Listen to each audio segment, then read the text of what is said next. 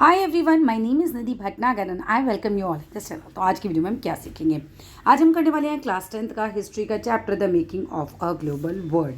Right, भूमंडलीकृत विश्व का बनना, यानी कि जिस तरीके से आज हम एक दूसरे से कनेक्टेड हैं दुनिया में, पहले तो ऐसे नहीं थे, तो किस तरीके से वर्ल्ड बना, क्या क्या कनेक्शंस रहे, वो सब कुछ हम इस चैप्टर में पढ़ने वाले हैं। तो चलिए विदाउट डिले हम अपनी वीडियो को शुरू करते हैं। This is the part 1। Right, the pre modern world, यदि अगर हम बात करें कि आधुनिक काल से पहले का जो संसार था वो कैसे था।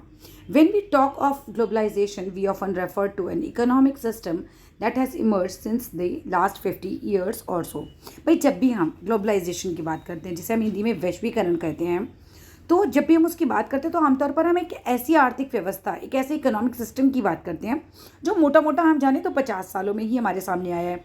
उसके पहले इस तरीके का इकोनॉमिक सिस्टम नहीं था, इस तरह की एमएनसीज नहीं थी, है ना। इस तरीके से इतना ज़्यादा जो हम लोग ग्लोबलाइजेशन की बात कर रहे हैं, लाइक एक देश में कुछ सामान बन रहा है, दूसरे में जाके बिक रहा है, तीसरे में जाके उसका कुछ और हो रहा है। ठीक है, तो इतना ज़्यादा कुछ नहीं था तब। ठीक है, तो when we talk about of globalisation we often refer, किसको हम करते हैं, किस सिस्टम को कहते हैं? भाई, जो इकोनॉमिक सिस्टम जो है लगभग 50 सालों पे आया, तो हम उसको बोलते हैं ग्लोबलाइजेशन बहुत ज़्यादा हो गया। But as you will see in this chapter, भाई आप जैसा कि इस चैप्टर में देखेंगे, the making of the global world has a long history. भाई, ऐसा नहीं हुआ कि ये ग्लोबल वर्ल्ड बस सीधे 50 सालों के पीछे से बात करें, 50 साल पहले अचानक कुछ ऐसा हुआ, लोग इधर उधर जाने लगे, व्यापार करने लगे। नहीं, इसका एक बहुत लंबा इतिहास है। और किस किस चीज़ का बहुत लंबा इतिहास है? भाई, ट्रेड, लोग जो व्यापार करते थे एक देश से दूसरे देश, उसका बहुत लंबा इतिहास है। ऑफ माइग्रेशन, पहले भी ऐसा होता था कि लोग माइग्रेट करते थे, एक देश से दूसरी जगह जाते थे। Of people in search of work, और किस चीज़ का बहुत लंबा इतिहास है? लोग जो काम की तलाश में एक देश से दूसरे देश जाते थे। द मूवमेंट ऑफ कैपिटल, इसका भी बहुत लंबा इतिहास है। देखो, जब लोग जाएंगे तो उनके साथ उनकी पूंजी भी जाएगी, है ना। तो पूंजी जाने का भी एक बहुत लंबा इतिहास है, एंड मच एल्स। ठीक है, इन सब चीज़ों का बहुत लंबा इतिहास है। तो अभी यहाँ तक का वापस रिवाइज करो कि जब भी हम वैश्वीकरण की बात करते हैं तो हम आमतौर पर ऐसी आर्थिक व्यवस्था, एक ऐसे जो है इकोनॉमिक सिस्टम की बात करते हैं जो मोटे मोटे तौर पर लगभग 50 सालों में हमारे सामने आया है।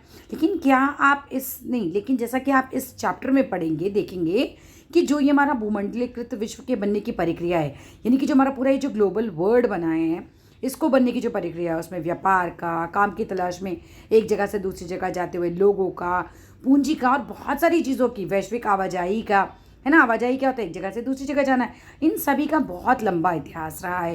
ये कोई एक या दो दिन की या एक दो सालों की बात नहीं है।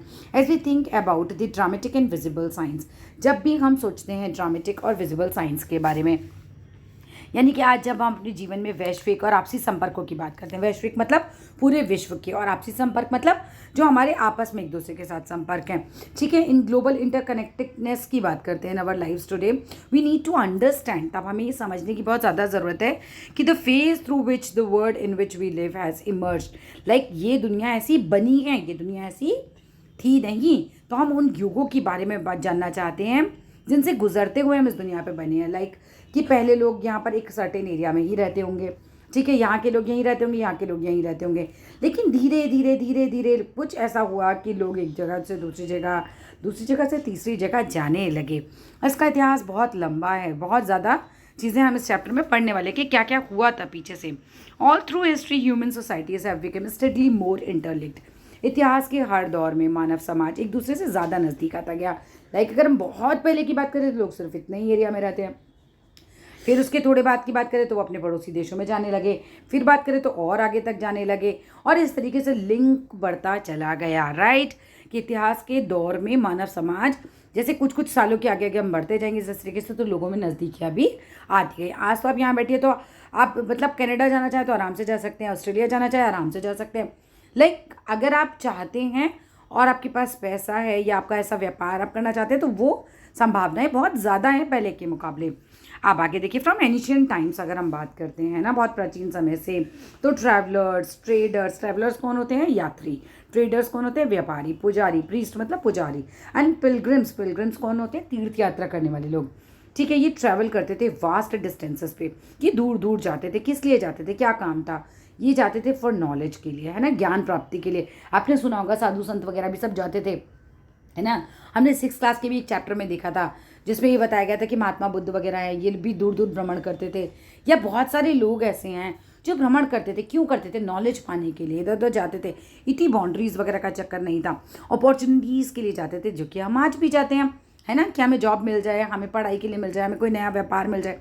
एंड स्पिरिचुअल फुलफिलमेंट के लिए जाते थे, मतलब आध्यात्मिक शांति के लिए। जैसे उन्हें लगता होगा कि मान लीजिए हम इस पर सर्टेन प्लेस पे जाएं, हम वहाँ पर मेडिटेशन करें तो हमें आध्यात्मिक शांति मिलेगी, तो उसके लिए भी लोग जाया करते थे। मतलब आज भी वो रीजंस वही है, ठीक है। और किसके लिए जाते थे? Escape persecution. परसिक्यूशन मतलब क्या होता है? परसिक्यूशन का मतलब होता है उत्पीड़न से बचने के लिए। मान लो कि एक सर्टेन प्लेस पर कोई राजा है, वो बहुत ज़्यादा अत्याचारी है, तो लोग वहाँ से जाएंगे, या कोई ऐसी गवर्नमेंट फॉर्म हो गई है जहाँ जो कि बहुत ही ख़राब है, तो लोग वो देश छोड़ छोड़ के जाने लगते हैं। तो इन वजहों से भी एंशंट टाइम में लोग जाया करते थे। दे कैरीड गुड्स, वो अपने साथ सामान लेके जाते थे। अब देखो, लोग जाएंगे तो ऐसा खाली हाथ नहीं जाएंगे, वो अपना सामान भी अपने साथ लेके जाएंगे, वो अपनी मनी लेके जाएंगे और अपनी वैल्यूज़ लेके जाएंगे। मान लो हमारे हिंदुस्तानी कहीं जाते हैं तो नमस्ते दुनिया में जानी जा रही है ना, नमस्ते, राइट। ऐसे ही पैर छूने का हमारा एक कल्चर है। तो हमारी वैल्यूज़ जो होती हैं, ठीक है, बड़ों का सम्मान करना, आदर करना, बहुत सारी वैल्यूज़ हैं, तो वो भी दूसरे देश तक पहुंचेंगे, लोगों को अच्छी लगेगी, वो भी उसे अपनाएंगे। हमारी स्किल्स कुशलता, मान लीजिए कि हमारे देश में कुछ लोग हैं जिन्हें लकड़ी का कुछ बहुत अच्छा काम करना आता है, राइट। अब वो दूसरे देश पहुंचेंगे तो वहाँ पे वो बनाएंगे, उनसे और लोग भी सीखेंगे, तो इस तरीके से स्किल्स भी जाएंगी, राइट। आइडियाज़ भी जाएंगे। आइडियाज़ क्या होते हैं? विचारधारा, है ना। मान लो मेरी विचारधारा ऐसी है कि भाई ये जो सर्टेन चीज़ें इस तरीके से होनी चाहिए, फिर मैं लोगों को बताऊंगी। जैसे होता नहीं, अब साधु महात्माओं की बात कर लो अगर, तो वो अपने अच्छे अच्छे आइडियाज़ ही तो बताते थे जाके लोगों को। अब ये साधु महात्माओं से अलग हट के अगर हम सोचें तो साइंटिस्ट भी हो सकते हैं, वो भी अपने आइडियाज़ दे सकते हैं, तो कोई भी दे सकता है, राइट। इन्वेंशंस, हमारे आविष्कार भी हमारे साथ साथ आगे गए। एंड इवन जर्म्स और डिसीजेस भी, अगर आपको कोई बीमारी है, आप दूसरे देश में जाओगे तो आपके साथ आपके जर्म्स भी जाएंगे, आपकी बीमारियां भी जाएंगी, राइट। उससे लोग वहाँ पे भी इन्फेक्ट हो सकते हैं। तो ये सारी चीज़ें, ये इंपॉर्टेंट पैराग्राफ है कि भाई लोग जब एक जगह से दूसरी जगह गए तो उनके साथ क्या क्या गया। उनकी मनी गई, उनके स्किल गए, उनकी नॉलेज गए, उनके इन्वेंशंस गए, उनके आइडियाज़ गए, उनकी वैल्यूज़ गई, इवन उनके जर्म्स और डिसीजेस भी गए। As early as 3000 BCE and active coastal trade link हुई किससे? देखो, अगर हम बात करते हैं 3000 BCE की, ठीक है, पहले पूरी लाइन कंप्लीट करते हैं।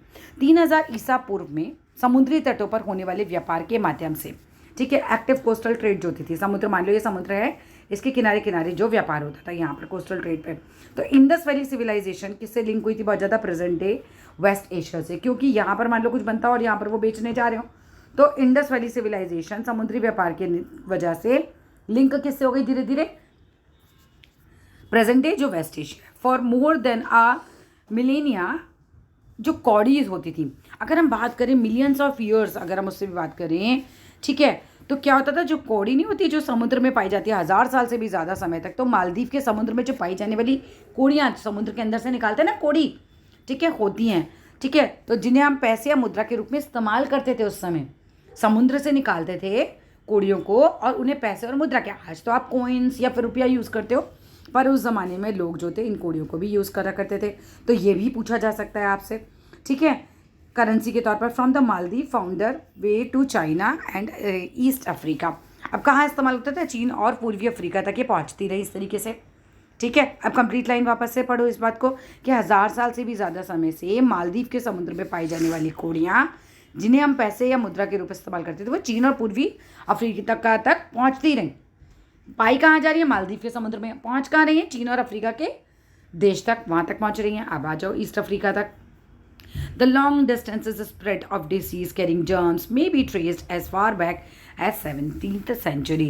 अब बीमारी फैलाने वाले कीटाणुओं को भी अगर हम देखें तो दूर दूर तक पहुंचने का इतिहास हमें 7वीं सदी तक ढूंढा जा सकता है। 7वीं सदी आते आते लोग इतना ज़्यादा इधर उधर जाने लगे कि उनके साथ साथ उनके जो जर्म्स थे वो भी जाने लगे। और ये बात और ज़्यादा कब हुई? By the 13th century it had become the unmistakable link, ठीक है। 13वीं सदी आते आते तो इनका प्रसार निश्चय ही बिल्कुल साफ देखा जा सकता है। ये जो बीमारियां फैली, कीटाणु गए, 7वीं तक स्टार्ट हो गए, क्योंकि 7वीं तक लोग बहुत जाने लगे, लेकिन 13वीं आते आते तो ये बहुत ज़्यादा ही बढ़ गया, पूरा विस्तार हो गया, लोग इधर उधर जाने लगे, व्यापार करने लगे, सब चीज़ें होने लगी। अब एक पिक्चर, कोई भी एनसीईआरटी की पिक्चर आपको छोड़नी नहीं है। Image of a ship on a memorial stone Goa museum में पाई गई 10th सेंचुरी की। ये एक स्मृति शिला है जिसे हम क्या बोलते हैं? मेमोरियल स्टोन है ये, ठीक है, स्मृति, क्योंकि इस पर कुछ बनाया गया, हम याद के रूप में से बनाया गया है, ठीक है। ये चित्र है जो कि गोवा संग्रहालय में 10वीं शताब्दी में रखा गया होगा। फ्रॉम द 19th सेंचुरी की अगर हम बात करें, image of ships appear regularly in memorial stones. अब देखो यहाँ पर आपको एक शिप की दिखाई दे रही है, ठीक है। अब आपको यहाँ पर शिप दिखाई दे रहा है, तो शिप बनाया तो क्यों बनाया? क्योंकि वो कुछ चाहते थे कि लोग इस बात को याद रखें कि हमने इसका यूज़ शुरू कर दिया एक तरीके से, ठीक है। तो ये स्मृति शैलों पे जलपोतों की तस्वीरें उस काल में समुद्री व्यापार के महत्व को बताती हैं, क्योंकि शिप में बैठ के आप ऐसे घूमने नहीं जाते थे उस ज़माने में, राइट। वो किस चीज़ को इंडिकेट करें, किस चीज़ का सिग्निफिकेंस है, पूछा जा सकता है। ये एक सिग्निफिकेंस है ओशन ट्रेड का, ठीक है। इस पिक्चर में बना हुआ ये शिप किस चीज़ का सिग्निफिकेंस करता है? ये ओशन ट्रेड का। That's all in this video. हम मिलते हैं आप नेक्स्ट वीडियो में।